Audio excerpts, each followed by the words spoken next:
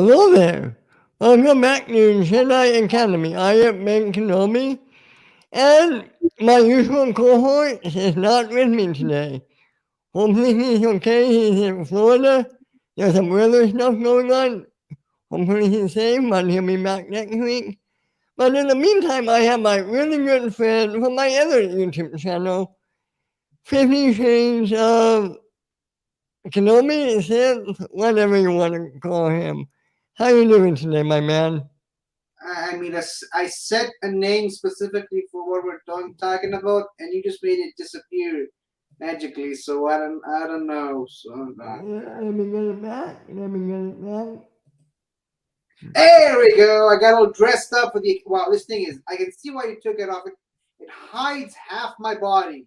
So yeah, this is this is me for today. Perfect. 50 Shades of Andor. We're here talking about really last night's episode, but really the first 4 episodes of it. So, yeah. What do you think of the show so far, 50? This is the most Star Wars show I've ever seen, and I mean that in the best way possible. Like it's good. I like it. It's just so not Star Wars to me. Except, well, I guess except the most recent episode.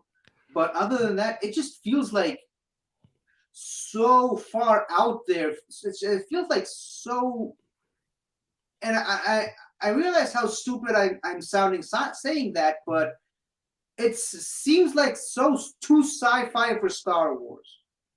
Again, realize the irony of what I just said, but it just feels like a Blade Runner type show, especially for the first 3 episodes. But Yep.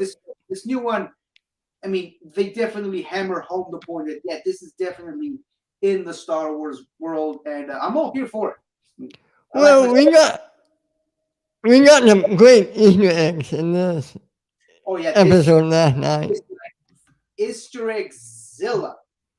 I think you and I both know a certain person named after a Mexican dish that would be very happy watching this episode. I'll just say that. Oh, yes. I know who you mean. For a second, I thought you meant somebody else, but yeah. Um, How many people named after Mexican dishes do you know? Just as give me a range here. Is it in the 40s? yeah, it might be in the 50s, Oh, but yeah. What did I want to say?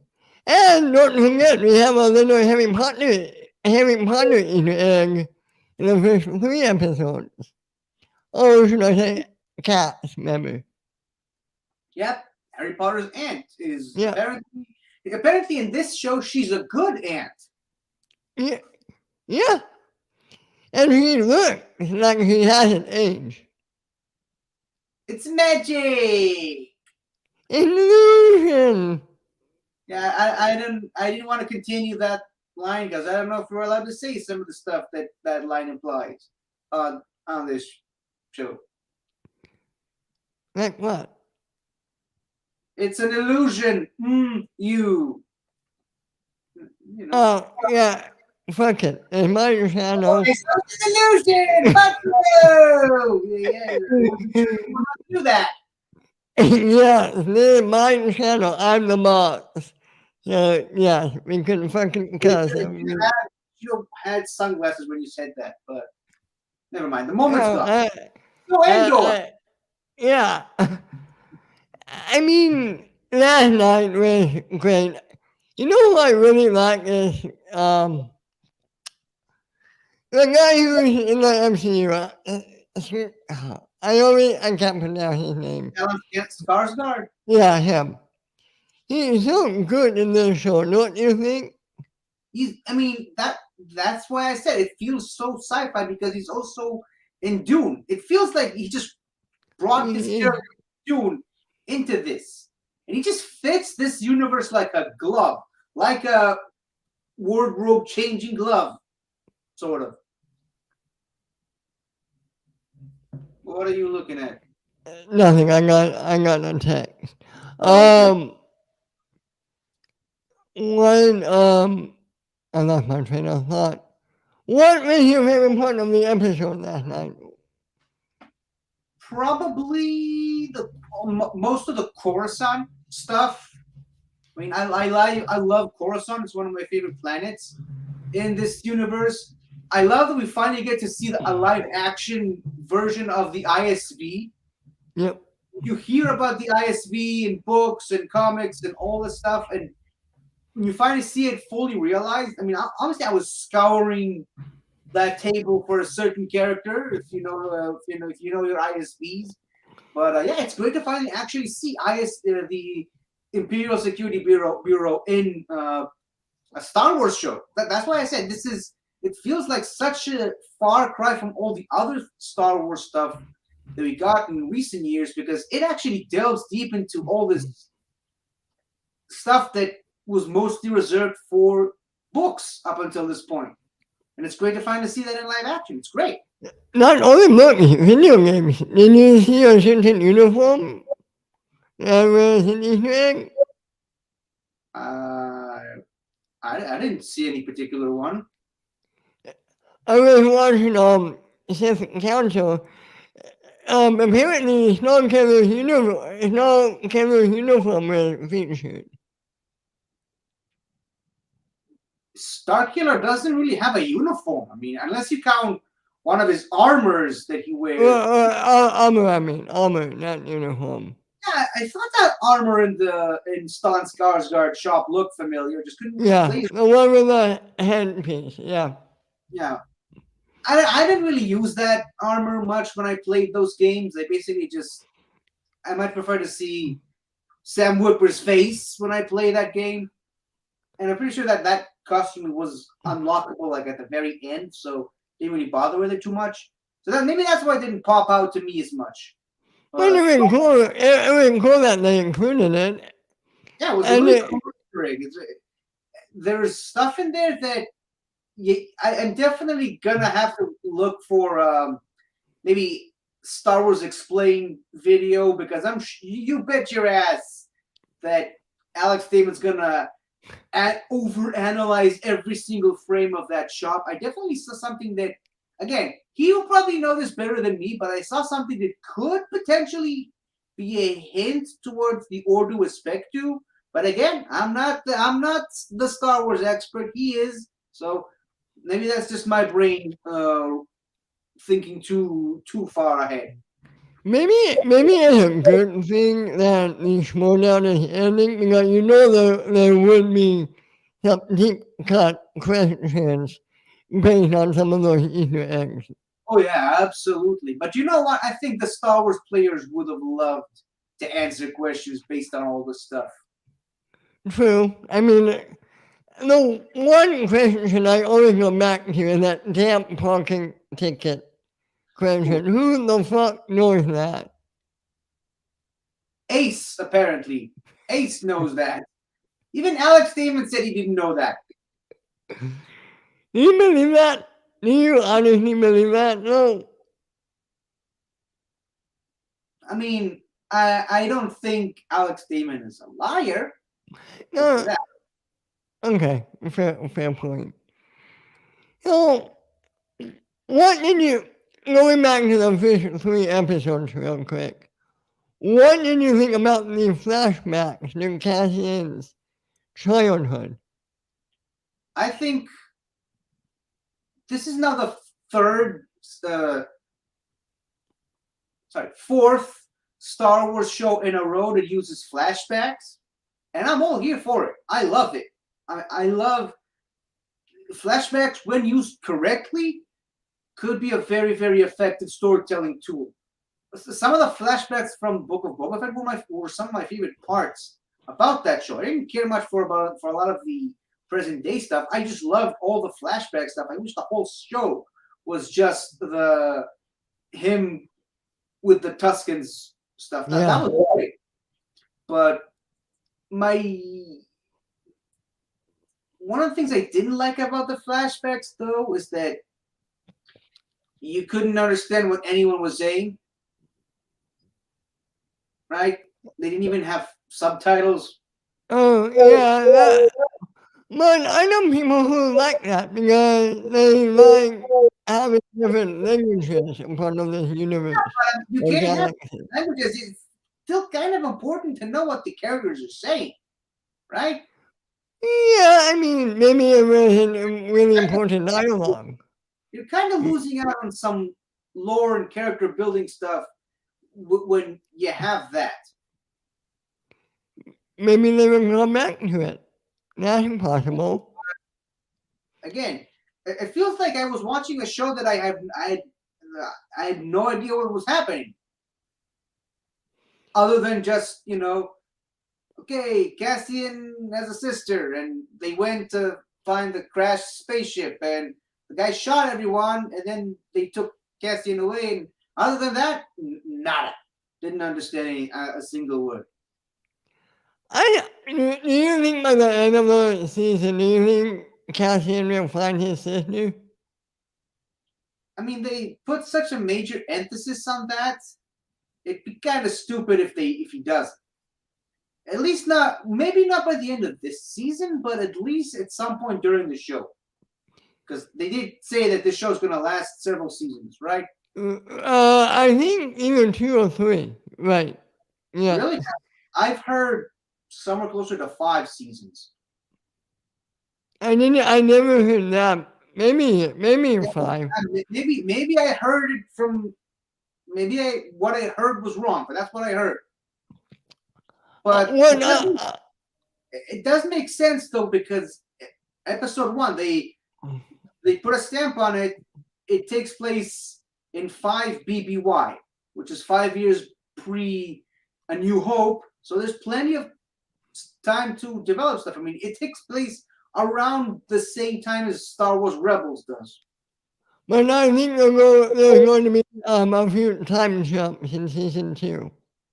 Well, I think this is what I hear.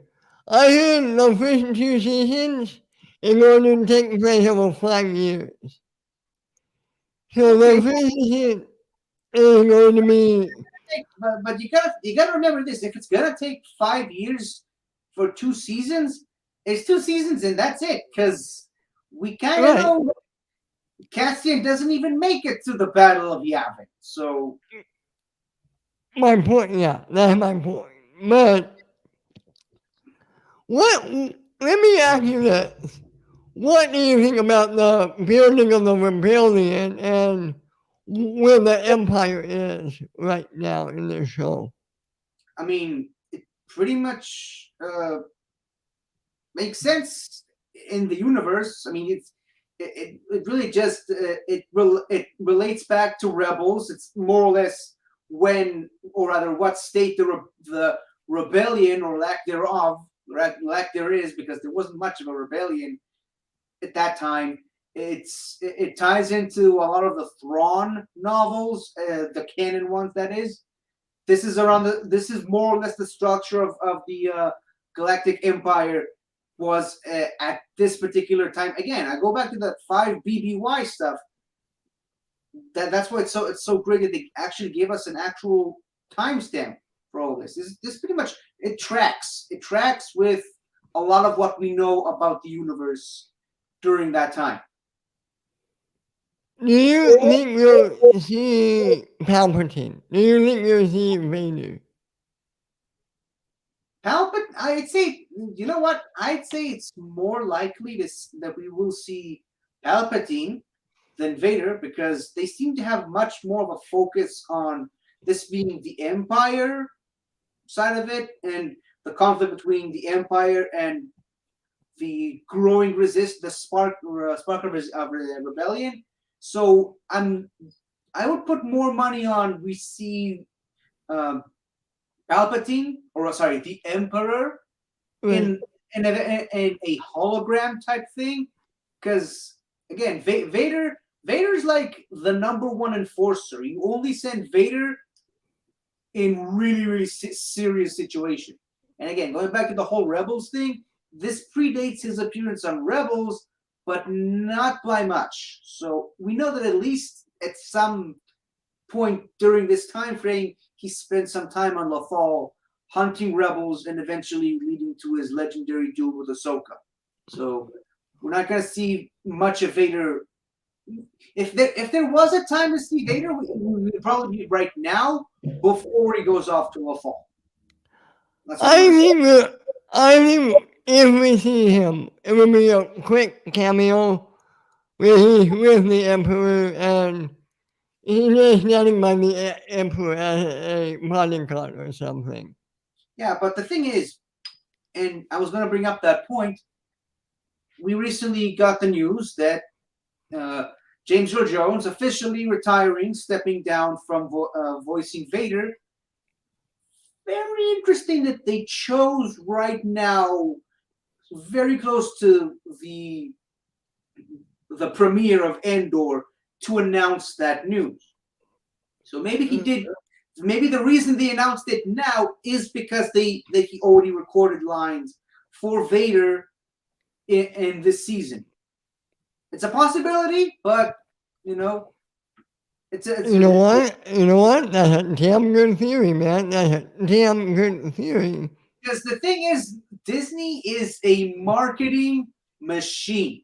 They do not advertise anything accidentally. They know exactly what they're doing.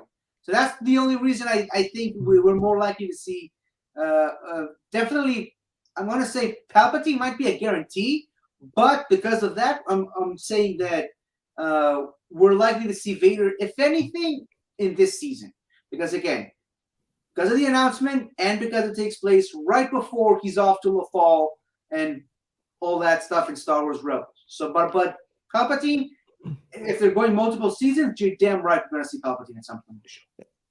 You prove your point about how good of a marketing um, machine Disney is. Look what happened yesterday. They basically broke the fucking internet with Ryan Reynolds and Hugh Jackman with a 1 minute clip. I think this is more to do with Ryan Reynolds than Disney, because Ryan Reynolds is also a marketing machine. But the thing, especially in the Star Wars realm, that I always go back to, and it's been years now since it happened, but it's still just an incredible thing that they were able to pull off, is they had an episode of Rebels referencing something from Kanan's past. And literally the same week, or I think the next day, if I remember correctly, the comic book came out explaining that event that Kanan was in. And for me personally, because of certain personal reasons, I happened to read the comic book before I saw the episode. So I read the comic book. It's great. It's nice. And then literally one of the characters from the comic book appears in the episode. And I'm like, holy shit, I just read that. So yeah, that's why I think whenever Disney releases something, especially when it comes to the big stuff like Star Wars and Marvel, they know exactly what they're doing and they know exactly what to release and when to do it. So yeah, I mean, they wonder what about Disney. They know what they're doing. yeah, and that's for the most part. For the most part. For better or for worse. For the most part. And I'm trying to think. I know what I wanted to talk about. What did you think about Mon Mothma's home life? Is her interacting with a husband? Getting ready for a dinner party? I'm going to be completely honest with you, and this shows my lack of Star Wars knowledge. I did not even know Mon Mothma was married. No wonder. No wonder. I mean, why wouldn't we know? Why wouldn't we know? I don't know. I guess maybe it just escaped me. I just don't remember any of the books she was in referencing that at all. And again, maybe it's just me. Maybe it just wasn't paying attention, but I never even knew she was married. But it's nice to see Mon Mothma both in a home type environment. This is why I love this episode so much. It's my favorite one so far. Mine too. I want to get to see the dichotomy that Mon Mothma's life as a high profile senator and also someone trying to help build up an organized resistance against the emperor, essentially, and all the, for lack of a better word, all the shit she has to go through to get by. And this just it nails the character of Mon Mothma from the Leia novel and from the Return of the Jedi and every other major appearance she was in, Rogue One, obviously. It just it fits the character of Mon Mothma perfectly, and it's so great that we get to see more lore about this character. And I'm so happy for the actress because I mean she Yeah. was cast in Revenge of the Sith in a scene that eventually got cut out. Right. So who would have thought she would still be playing that role today on television, if nothing else. Well, we're talking about that. We're talking about you. You gotta love that scene between her and Skarsgård. Yeah. He really is the birth of the rebellion. And you can argue that he was the one who started it, right? I would put the credit more towards her, again because of her appearance in Rebels. Because in Rebels, there's that wonderful episode where she just fully addresses all the different pockets of rebellion all over the galaxy and unites them. And that was the moment. That was the birth of the rebellion in canon, at least. Because again, going back to the Starkiller connection, Starkiller kind of helped birth the rebellion in Legends, or at least in that game, bringing Mon Mothma and Bail Organa and all kinds of other people together. But that's Legends. So in canon, I think Mon Mothma is the matriarch of the Galactic Rebellion. For lack of a better word. But here's my question. That Rebels episode, when in the timeline does that take place? It was Rebels, so after this time. Because again, remember, until that episode, there was no rebellion. It was just individual pockets struggling to survive, and then Mon Mothma came and united the tribes against the common goal, so to speak. Maybe Skarsgård recruited her to lead the rebellion now. Maybe I have no doubt that Skarsgård is definitely in charge of one or two of those different pockets, but Mon Mothma is like the bridge connecting all of them together. Alright, I see. By the way, I wanted to ask you, I know you like cute things. What did you think of that droid in last week's episode? Which one? The one that was in all three episodes, or The Andor droid,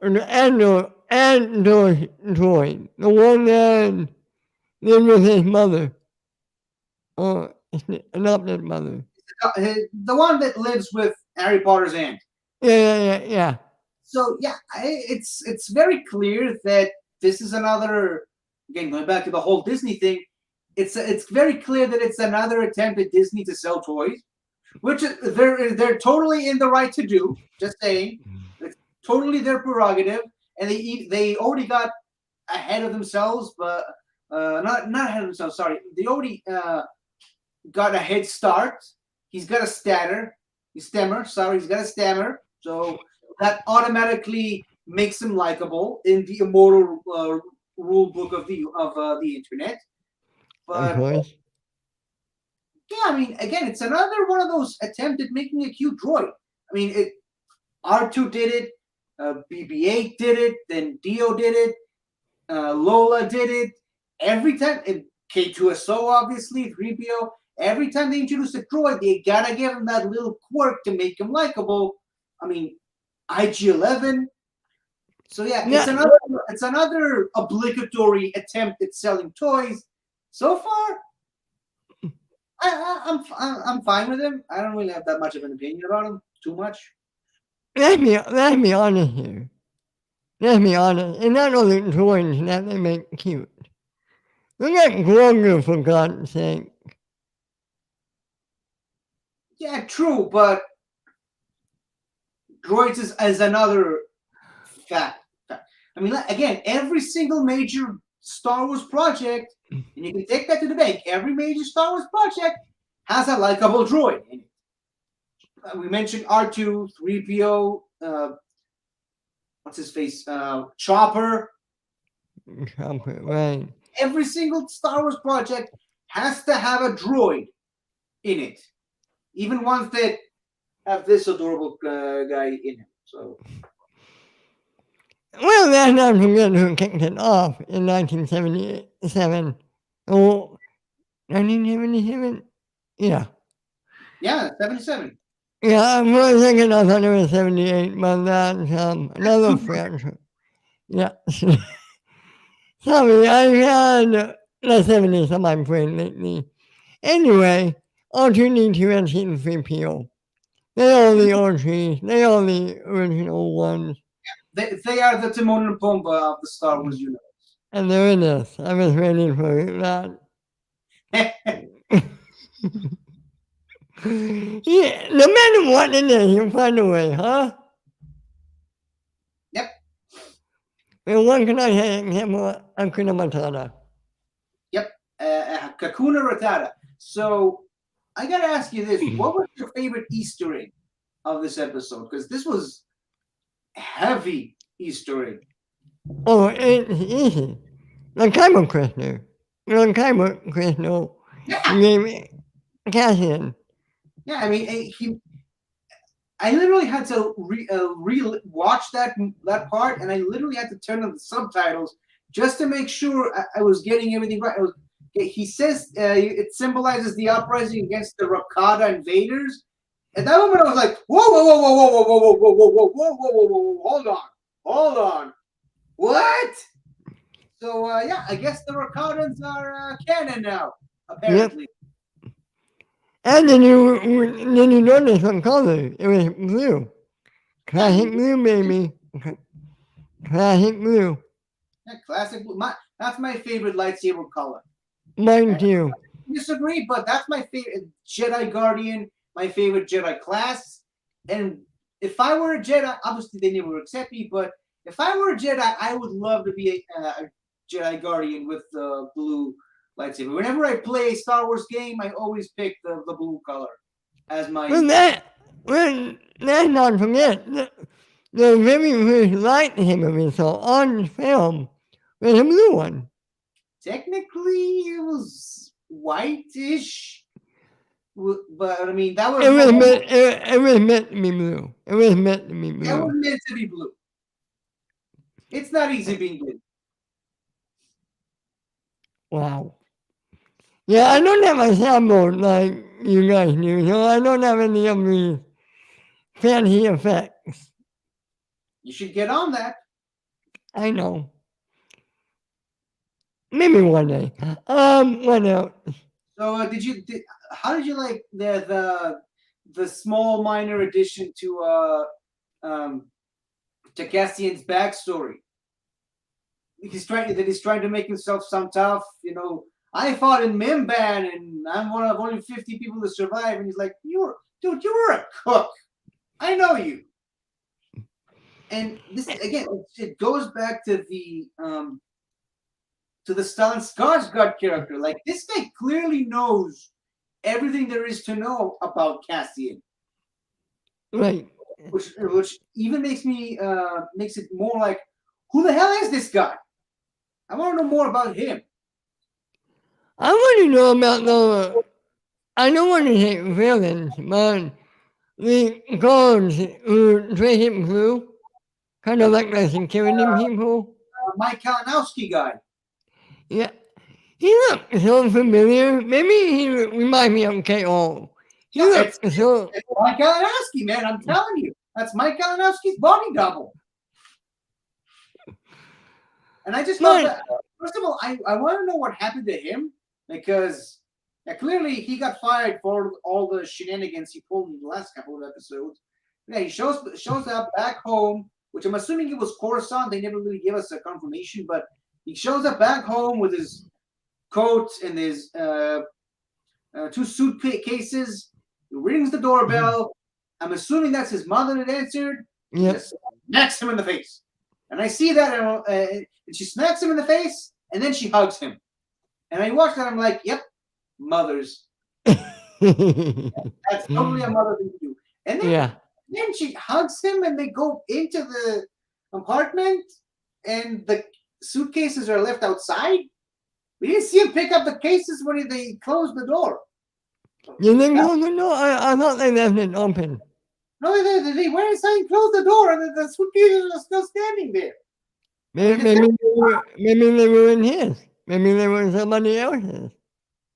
Then why was he carrying them from the airport, essentially, the spaceport? Did he steal them? Did he steal them on the transport and then walk all the way to his mother's apartment, holding them? I don't get it. I mean, maybe he had to go to the bathroom really bad.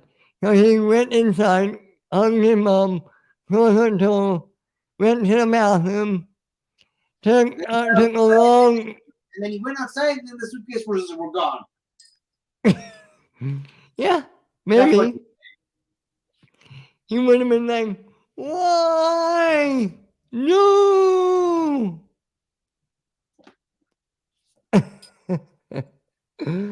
But back to the blue cards. Even they have bosses. As we saw, the white. Yeah, that the higher. Well, it's not really their bosses. I mean, the white, the people in the white uniforms, they're ISB. They're like the imperial version of the Gestapo. Right. So like, they have full reins to do whatever the fuck they want and get away with it, essentially. And some of the stuff they do in the books is like, holy shit, that's part of Star Wars now. So. Well, what did you think about seeing them all live on screen and they're like that? I already said I loved seeing the ISB on screen finally in live action, because we do see the ISB in Rebels, but only a little tiny bit. We do see Yularen, which again it's a character that I was searching for, and I think I might have found Yularen in that big semicircular table that John Schnipp hated so much, but. Yeah, I remember watching the commentaries, and I remember him complaining about that every few scenes. Star Talks. I made him big guy. I made the big man. I mean, I watched the live action Pinocchio yesterday. The guy playing Stromboli really does look like him, and it's pretty creepy. Well, now that you mention that, yeah, a little. Stromboli, I'm like, holy shit! Did they resurrect Schnipp for this role? God, well, what I would love to hear what he would have to say about Endgame.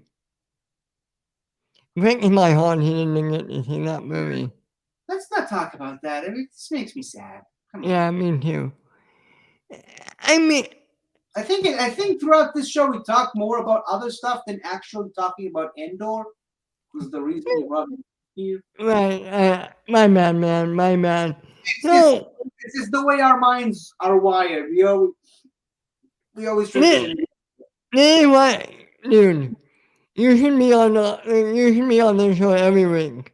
Me and my co-host usually spend a half a show bitching about the sequel trilogy. Why? We didn't get there. We don't set out to do it. What? Why? I mean, if you hate talking about them so much, why do you bring them up every episode? It didn't come up. We don't look to. It didn't come up naturally. So don't force it. I mean, just steer the conversation away. I have a good point. And I think life is too short to spend all that time talking about what you hate. I would much rather talk about stuff that I love.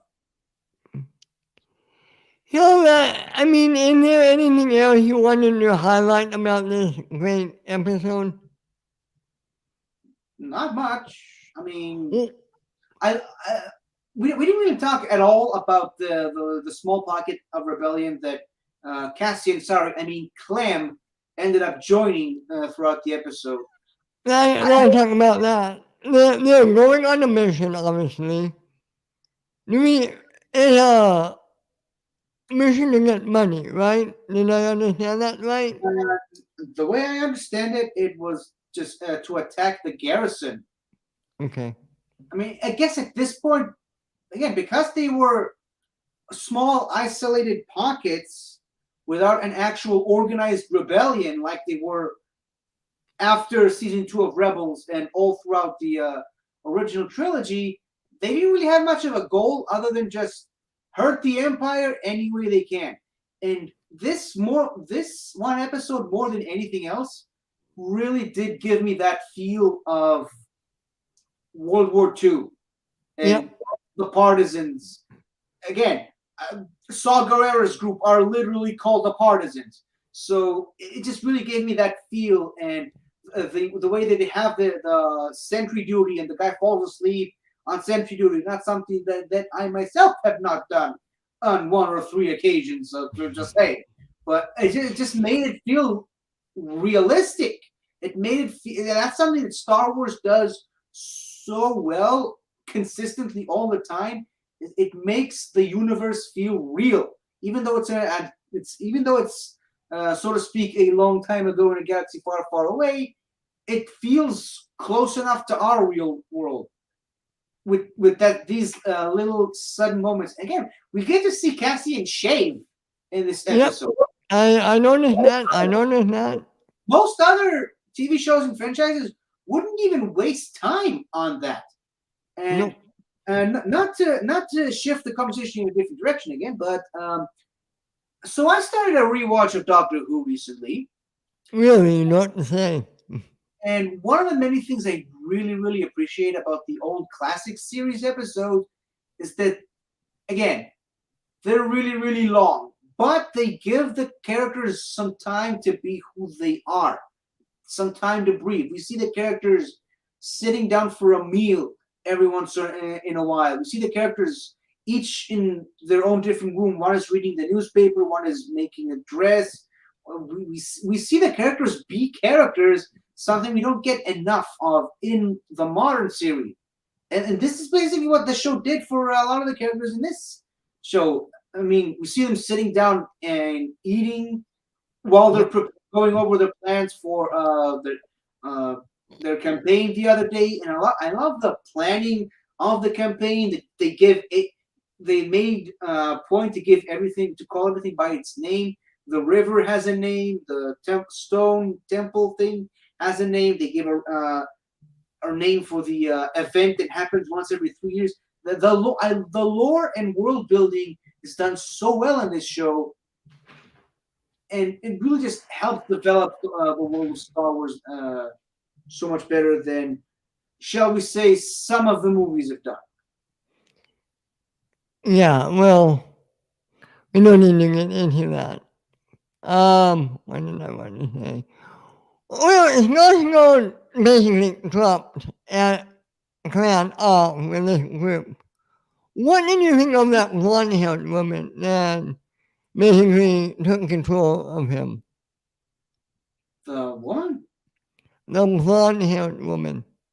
uh, she's fine. I mean, she's another one of those generic tough woman acting tough to be tough role.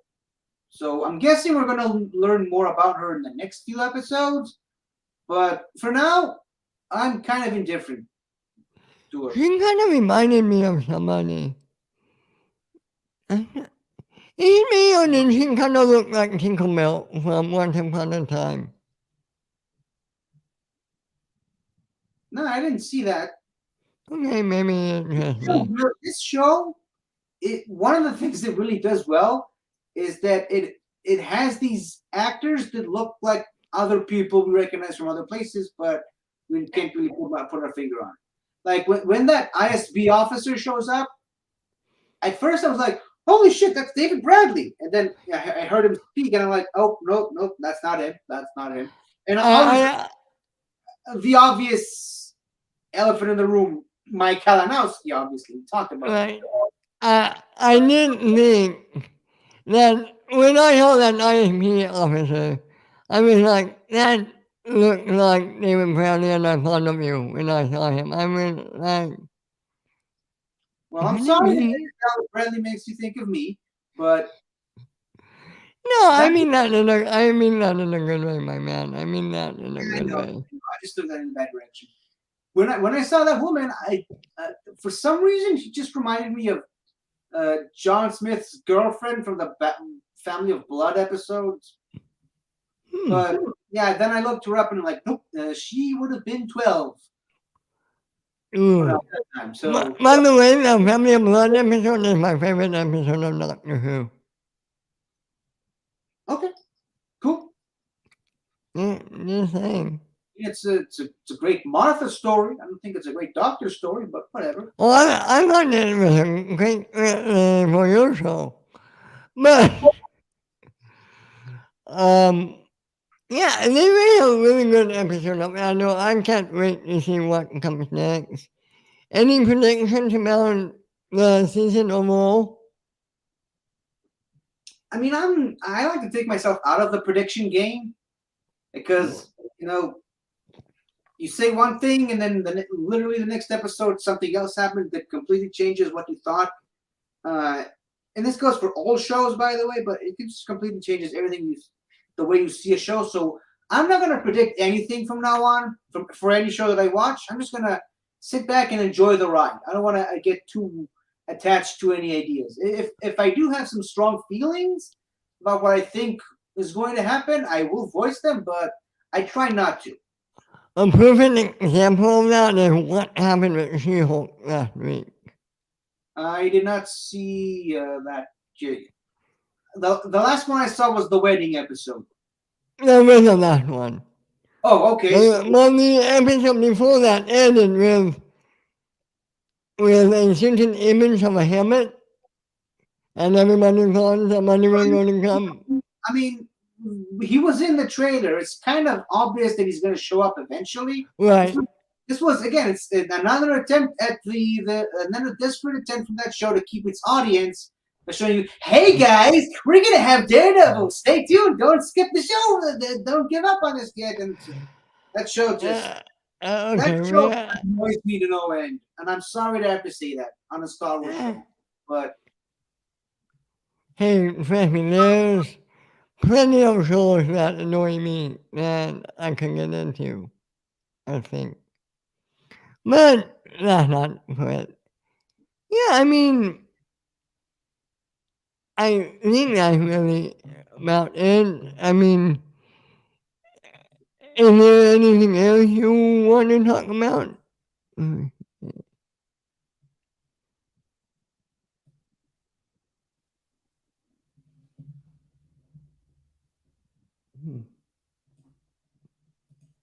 Anyway, yeah, I didn't finish.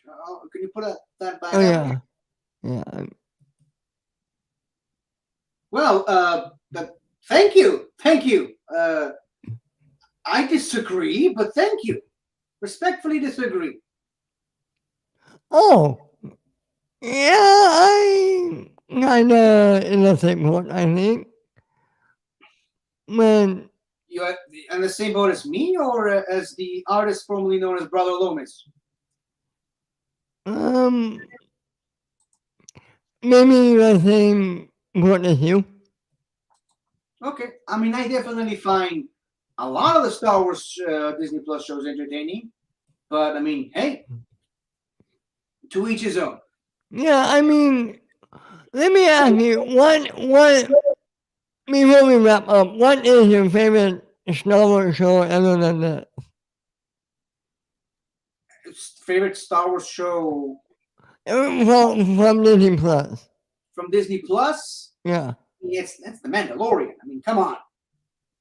I mean, it gave us Baby Grogu. It gave us Ahsoka live action finally, live action Bo-Katan, live action Darksaber, the Night of 1,000 Tears, the Siege of Mandalore. Like you get so much out of that show, and obviously Din Djarin.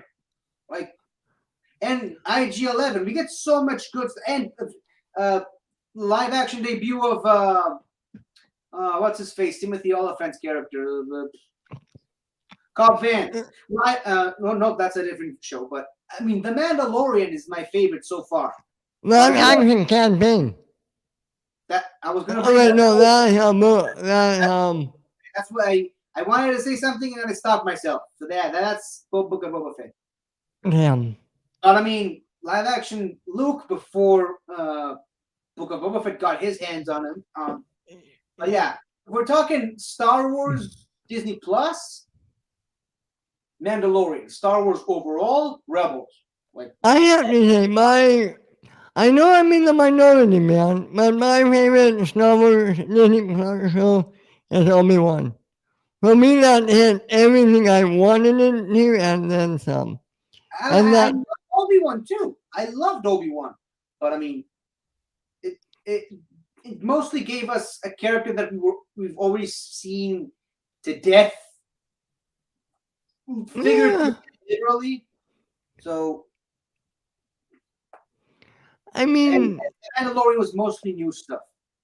you know what? That's a fair point. I I did just like, love, I did appreciate about Obi-Wan that every single episode was mirroring one of the episodes from the original Star Wars saga. yeah. Like every episode had a similar theme. And So you got to, and I felt everything that Obi-Wan and Anakin was going through in that show. I know some people didn't quite feel that way, but yeah, but I that's mean, just me. I'm in the same boat as a lot of other people, Taco included, that feel like they got everything they needed out of that relationship from Vader's appearance in Rebels. But it, I mean, it hits home harder because we're getting to see the other side of it. Because in Rebels, it was definitely the master and apprentice relationship, but we were seeing it from the apprentice's point of view. Now we're seeing it from Anakin's master point of view. It was kind of, but the Vader character still stayed the same. Here's the thing, and I know I'm not going to hit on this. I'm sorry. I think it hit me harder because it is Ewan McGregor and Hayden Christensen in these roles in live action. I really enjoyed it in Rebels, but it's something different being the actual actors in live And action. we know that the relationship between those two characters better because of the prequels, because we've seen it for longer. So that's why Right. it's harder. But again, I'm a little bit biased because Vader versus Ahsoka is my all-time favorite Star Wars duel ever. It was a great duel. I really enjoyed it. But I would be lying if I said I didn't like the Vader Anakin one. Vader Obi-Wan one. The Vader, I would love a Vader. Did you say Vader Anakin? Yeah. Oh, I can see why you corrected yourself. Thank you for bringing attention to that. Yeah, it went over my head the first time, and then I thought about it more. So sorry, I apologize for that. But think about that. That would be cool. Do you see like a glimpse inside Anakin's mind? You The see, the comics do that a lot, but I will say though, if any of you are fans of Bat in the Sun, one of the earlier matches that they had, I mean, for context, Bat in the Sun do a lot of these who would win type scenarios where they take two characters from completely different universes and force them to battle. And one of the earlier ones that they did was Vader versus Gandalf. But I guess to make it more interesting, Gandalf sort of got in Vader's mind. And so for the majority of that fight, it was basically Vader versus Anakin, who was secretly Gandalf disguised. So that was about the closest we're going to get to see of Vader versus Anakin. Who unless won? Who won that match? I'm just curious. it's been years, but I think Vader won that one. Vader does win a lot of those. I mean, he beat Batman in that fight when they had Vader versus Batman in that fight. So Well, Vader. No, I don't think I can think of anybody who could beat Vader, except for maybe Palpatine. I mean, you know me, I always go the Doctor. The Doctor wins 100% of the time. That would be a fun fight. Vader versus the Doctor. Lightsaber versus Sonic Screwdriver. You really think the Doctor would win that? Again, to me, the Doctor wins 100% of the time, no matter the situation. I got the Doctor winning against Superman. I got the Doctor winning against Goku. I've got the Doctor winning against Bill Cipher and Rick Sanchez.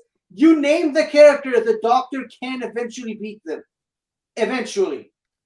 Keyword being eventually. Just wanted to point that out. Who would win? The 10th Doctor versus the 11th Doctor.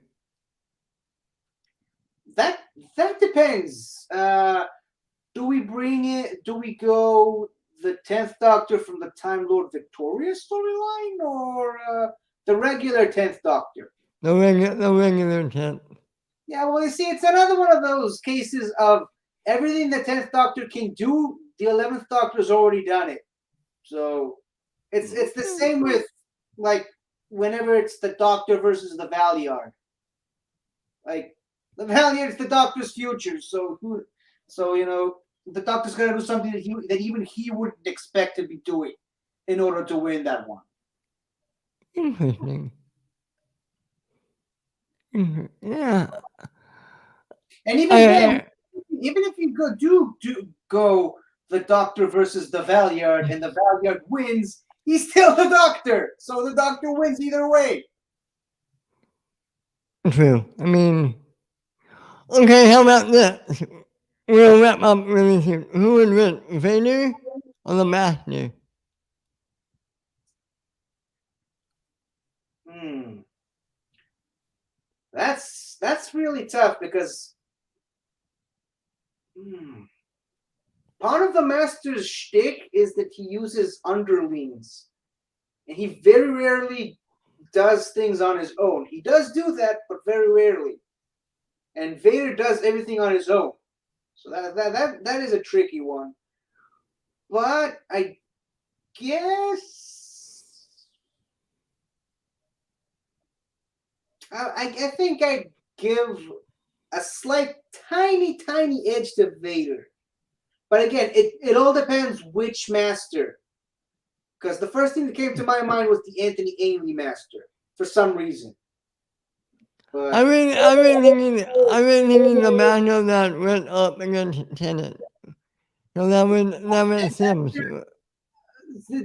okay, in that case, he would win, but he would keep Vader around until eventually Vader found a way to beat him. Because that's really that master's downfall.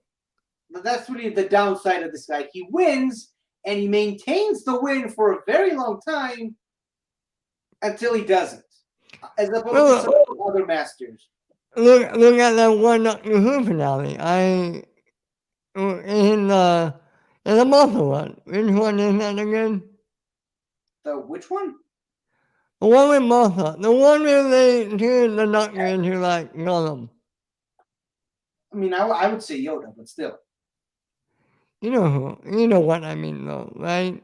Yeah, I know what you mean. But yeah, he won, and he held on to that win for a year. But in the end, it was his own arrogance that was his downfall.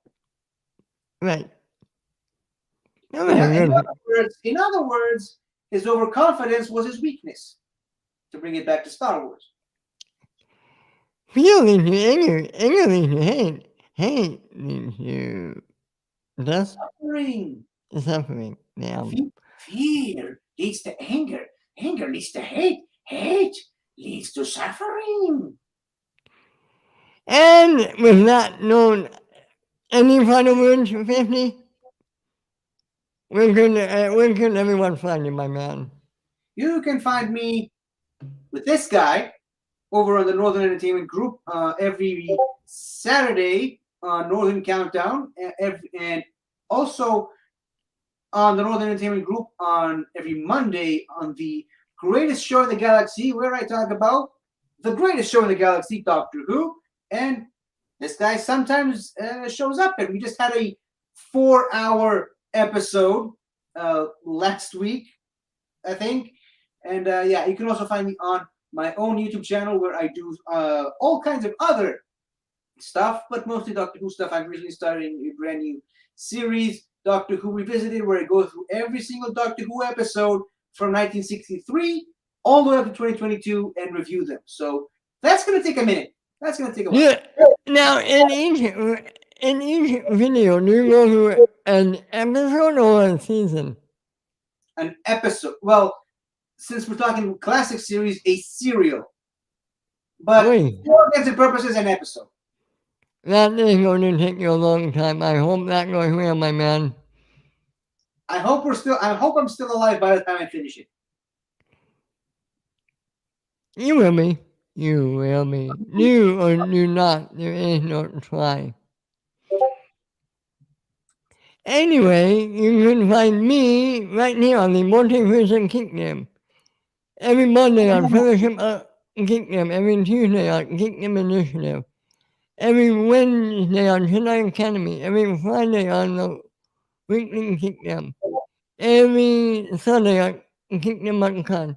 You can also find me on the Northern Entertainment Group every Tuesday on Rewind That Tape, and every Saturday morning at 50 and Alfred Soda on the Northern Countdown. Guys, we'll see you next week, and it'll force me with you. Always.